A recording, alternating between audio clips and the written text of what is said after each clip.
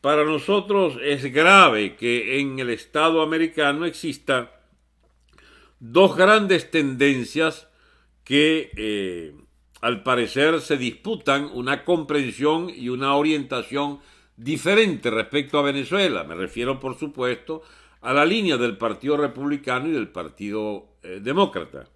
Pero es que si vamos más al fondo, las verdaderas divergencias casi son también de opciones de sus presidentes, porque hubo una opción republicana con el señor Bush, George Bush hijo, y una opción con Obama del partido contrario, el Partido Demócrata, y en realidad a lo largo de esos 16 años, más uno de Clinton, configuraron el grueso de la trayectoria de los 21 años del chavismo en Venezuela, el chavismo-madurismo.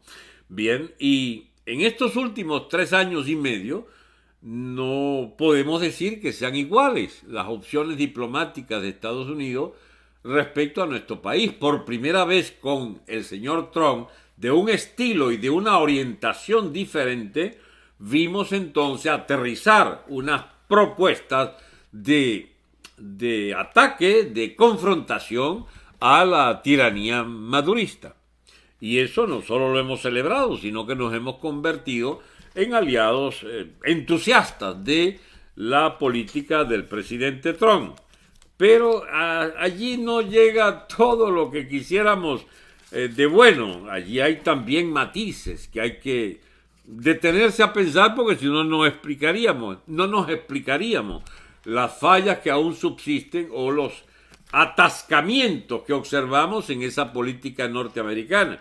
Y es que, aquí, que más allá del gobierno y más allá del poder ejecutivo, el Estado norteamericano no solo tiene los tres poderes clásicos, ¿no?, que efectivamente sí están separados, colaboran, pero separados, divididos, ¿entiendes?, en las pirámides de la administración pública americana. Son poderes plenamente independientes, el poder legislativo, poder ejecutivo, poder judicial, sino que además al interior del ejecutivo el Estado norteamericano tiene una complicada manera de que muchas cosas pasan por el tamiz legislativo, es decir, por el colador, pues, el embudo del Senado para muchos temas de política exterior, por ejemplo.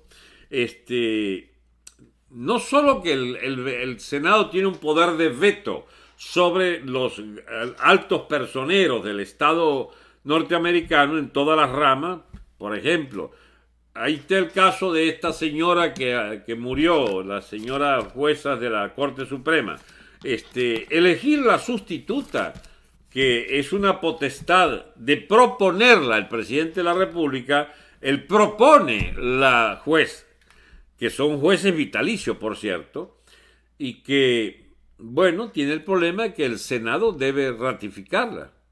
Y si el Senado no la acepta, pues no hay esa opción para Trump de colocar a alguien de más o menos su universo ideológico que defendería el grueso de sus propuestas, como por ejemplo contra el aborto masivo que se impulsa desde instituciones que han tenido financiamiento del Estado americano, como el Parenthood. Pero eso ya sería bajar, digamos, demasiado, no al detalle, sino a los problemas que se suscitan a partir del nombramiento de un juez determinado. Había ahí la corriente liberal y la corriente conservadora. Y al interior de los conservadores hay su división y al interior de los liberales también. Resultado, todos esos grandes personajes tienen el poder legislativo, que además tiene el contrapeso al Senado de la Cámara de Representantes. La que preside la señora Pelosi, que es absolutamente contraria a Trump, y allí domina el Partido Demócrata, porque en la primera elección a Trump no le fue muy bien en la renovación del poder de los representantes, que es esa especie de Cámara de Diputados mucho más grande, 400 representantes, que no es como el Senado, que tiene solo un centenar. Pues bien, en esa Cámara de Representantes hay reequilibrios a veces dentro del poder legislativo que obligan al presidente de los Estados Unidos a tomar en cuenta que no puede hacer tampoco lo que quiera con el Senado, porque tiene a veces contrapesos del poder, dentro del poder legislativo, porque debe ser aprobado muchas cosas previamente por el trámite parlamentario por esta Cámara de Representantes o los diputados. Bien, ¿a dónde voy? Que uno de los personajes centrales, y esto yo lo he explicado varias veces, pero como siempre hay muchas nuevas personas que siguen nuestros programas, yo vuelvo a explicarles, los otros no les hace mal que reafirmen o, decanten aún más los argumentos que damos para comprender algunos de estos temas. Me he referido muchas veces a que el Departamento de Estado norteamericano es una de esas instancias del poder del Estado norteamericano que requiere de la aprobación del Senado para ratificar o no a su secretario de Estado, que es una especie del canciller, pues, de Estados Unidos. Pero no solo el canciller, muchas cosas que dependan de las grandes decisiones políticas, militares de los Estados Unidos, si bien pasan por la presidencia o por o por el Departamento de Estado, tiene que ver el Senado con estos nombramientos, por no hablarle de las otras materias, la económica, la financiera, los diseños de salud, porque todo se basa en el sano principio de que el Ejecutivo aplica lo que el Legislativo promueve, aprueba o consensúa, para decirlo mejor. Entonces, en la política exterior de los Estados Unidos tiene tres instancias prácticamente. La instancia directa del presidente de la República, la instancia directa del Senado, pero además hay un tercer factor que no siempre es visible, que es la inercia del propio Departamento de Estado, que con presidencias de 8 años se va llenando de colaboradores y de inspiradores de la verdadera política del presidente. De manera que cuando Trump se encarga de nombrar un secretario de Estado que debe ser ratificado por el Senado y que además, después de ser ratificado por el Senado, se encuentra con mover una pesada maquinaria del Departamento de Estado que tiene la herencia de 8 años de Obama. En el caso del inicio de Trump, tenía un problema adicional, que también en los años del señor Bush, George Bush, era una maquinaria que, siendo presidida por por republicanos, el caso de Bush, los 8 años de Bush, bien, había una especie de conformación ideológica de ese segmento del Partido Republicano que tenía muchos acuerdos con las tesis globalistas de lo que se llama el globalismo, pues propio de la gente de Obama, de la Clinton, etc. Al punto de que en muchos aspectos de política exterior, la continuidad de Obama con Bush es mucho más fuerte que la que puede haber con cualquier otro presidente anterior.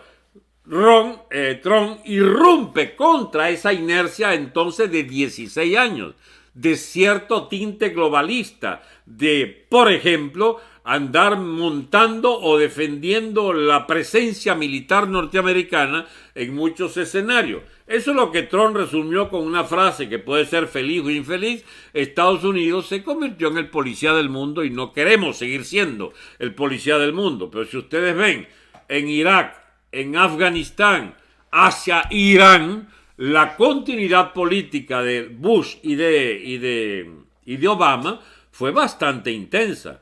La política hacia Cuba fue prácticamente la misma, la política hacia América Central. Es decir, el desdén por América Latina fue bastante... Ahí está un tal Marcelo preguntándome si yo soy chino. Como anda buscando que lo votemos de aquí. Entonces, esa inercia con la que se trabajó los temas hispanoamericanos, de absoluto desdén por parte de la diplomacia americana, más o menos eran coincidentes las visiones de Bush y de Obama. No así la de Trump, que por primera vez desde el inicio de su propia desde su propia iniciación, pues de su mandato, pone un eje que es distinto a todos los anteriores. El nuevo eje de la política exterior es Nicaragua, Cuba y Venezuela. Son tres problemas fundamentalísimos, son tres tiranías comunistas que debemos tratar de sacar del escenario. Y se compromete, y así lo ha tratado de hacer durante 3 años y medio, a emancipar nuestras tres naciones del cáncer del totalitarismo comunista, o de la inclinación de Venezuela y Nicaragua al totalitarismo comunista que impregna Cuba desde hace 61 años. Ahora bien, eso es una política distinta a la de Bush y a la de Obama. Obama andaba hasta de parejero de los Castros en sus 16 años, de parejero de Santos en Colombia y su pacto con la FARC y el ELN. Era una tibia oposición más o menos bajo, más bien bastante tolerante de Obama a Maduro, y bastante tolerante de Bush hacia Chávez.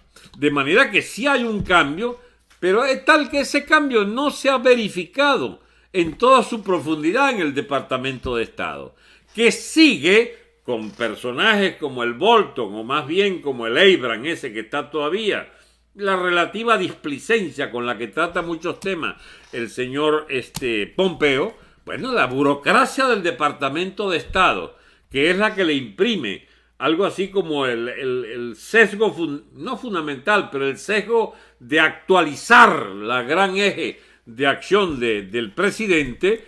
Bueno, esa bajada a tierra que le hace, llegan a hacérsela con un personaje como el tal Story, que es encargado de negocio de Estados Unidos en Venezuela, con una fraseología que la verdad que no se distingue nada de la de Obama. Y Abrams más o menos igual. El señor Pompeo un poco menos, más en el estilo de Trump, es correcto, pero el señor Abrams y el señor Story se parecen más a que hubiese seguido o siguió la política de Obama, al punto que ese tal Story era, como les decía en un programa anterior, el asistente del señor Shannon. Y Shannon era el responsable hacia Venezuela. Shannon es aquel sonriente retratado con Diosdado en Puerto Príncipe. Shannon es el que visita a Maduro unas 5 o 6 veces. Shannon es el que buscaba un acuerdo con Maduro. Eran los viejos tiempos del señor Santos en Colombia, de Shannon en el Departamento de Estado encargado de América Latina, de por lo menos el área de Venezuela y el Caribe. Y ahora entonces, bueno, ahí está todavía el tipo, no Shannon, sino su asistente Story. Esto quiere decir, mis amigos, que estamos ante un problema. No basta Trump, no basta la mayoría del Senado, que hasta lo más que ha llegado es aplaudir de pie al señor Guaidó. O sea, la diplomacia americana y lo más radical que ha podido llegar a Estados Unidos es a la política de la MUD. Amigos, no se engañen, yo no digo esto con el ánimo de desanimar a nadie, pero cuando vean la política de Estado norteamericano y que vean a los de la MUD tan contentos y risueños, no saquen 2 conclusiones que son falsas. Primera conclusión, que son idénticos a los intereses americanos. No es así. Los intereses de la cúpula norteamericana es compleja, pero la que está en este momento dictando la pauta, que es la dirección que le imprimió Trump al Departamento de Estado, no es la de la MUD, porque habiendo sido inicialmente la que acompaña la historia la Asamblea Nacional y el nombramiento de Guaidó, etcétera, muy rápidamente el señor Trump y el Departamento de Estado les decepcionó abiertamente todas las marramuncias de la MUD, que se dedicaron todos estos personajillos a hacer real, que es su gran predilección de la política venezolana. Como no podían hacer ya real con Maduro allá, entonces, bueno, salieron a tolerar a Maduro en sus maniobras infinitas de la diplomacia mundial, que les permita, sin embargo, ponerle la mano a recursos fundamentales del Estado venezolano que están en el extranjero. ¿Y qué tenemos ahora? Bueno, tenemos una potencialidad de un conflicto del Departamento de Estado y de la presidencia de Trump contra estos bicharracos de la MUD, si logran interpretar como creemos que van interpretando, que esta diplomacia de Guaidó y sus representantes acá en Washington, Vecchio y compañía, y al itinerante Borges que anda por allí, son estafadores. Son estafadores, puramente estafadores. Y entonces vendrá una etapa de radicalización de la posición norteamericana si Trump es electo. Confiamos en que es electo y confiamos en un cambio de política. Entre otras cosas, porque la administración de Trump tendrá que vérsela ya no con un gobierno que tenía algún margen de maniobra en Venezuela, sino con un gobierno que se cae a pedazos, un territorio que pierde su fisonomía, que se divide y subdivide en los pranatos locales, en los grupos delincuentes que dominan y controlan todo el territorio, y eso, mis amigos, es un problema mayor de seguridad hemisférica, porque entre los temas que van surgiendo de la fractura territorial interna de Venezuela está el contagio hacia Colombia, que sigue siendo un aliado militar fundamentalísimo para los Estados Unidos, al punto que allí tienen varias bases militares desde hace 12, 15 años. Y la política que se inició con el presidente Pastrana y el presidente Uribe, que fue aquella llamado Plan Colombia, que consistió en asestar duros golpes a la narcoguerrilla y a los sembradores de coca, etc. Cuestión esta que fue cambiada por Santos y Obama, que retrocedieron todo lo que quisieron en esas líneas maestras de la diplomacia. Y vuelve otra vez con Trump entonces a tratar con el designado presidente Duque, y la iniciativa del Departamento de Estado de Estados Unidos de volver a ocuparse de disminuir el peso del narcotráfico y de confrontar la filial venezolana chavista de la FARC colombiana en la gran exportación de droga, al punto que metieron la flota en el Mar Caribe para evitar el gran narcotráfico, y han captado este año nada más 250 toneladas de cocaína que venía hacia los Estados Unidos. ¿Dónde va esta disquisición, este panorama que estoy dibujando? Bueno, que bajemos a tierra, que la MUD pareciera que representa a los norteamericanos y puede estar representando un segmento burocrático artificialmente alcahueta de la MUD, alcahueta de Maduro, que es la gente de Shannon, que se hereda a través de esa burocracia intermedia del Departamento de Estado, que es la que fabrica permanentemente opciones de aguanten, hay que negociar. Bueno, si se quiere se los dibujo gráficamente. Un interlocutor del Departamento de Estado puede ser la Cava, imagínate, ya andaba la Cava hace 5 o 6 meses atrás, ahí andaba visitando a Abraham el señor Leoceni García, ahí vinieron a visitar a, ¿cómo se llama el Departamento de Estado también? Estuvo el Falzón. Se han todos desfilado por ahí, se les escucha y se les prometerá algo, me imagino. Bueno, ¿cómo inicia Trump su contacto con Venezuela?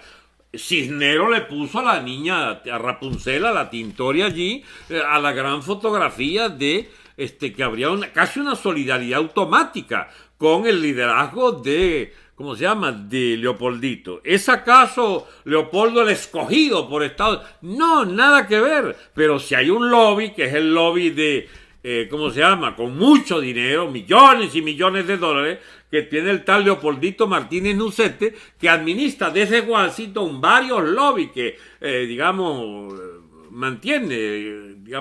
les mantiene sus sueldos y sus pautas publicitarias, y es un lobby del Partido Demócrata, es un lobby pro Biden, es un lobby que defiende a la MUD, pero en su esencia, es decir, cómo buscar capitular abiertamente ante el madurismo, que es la esencia del madurismo, que es la esencia del mudismo, de la MUD, pues, ante Maduro y ante el narcotráfico venezolano.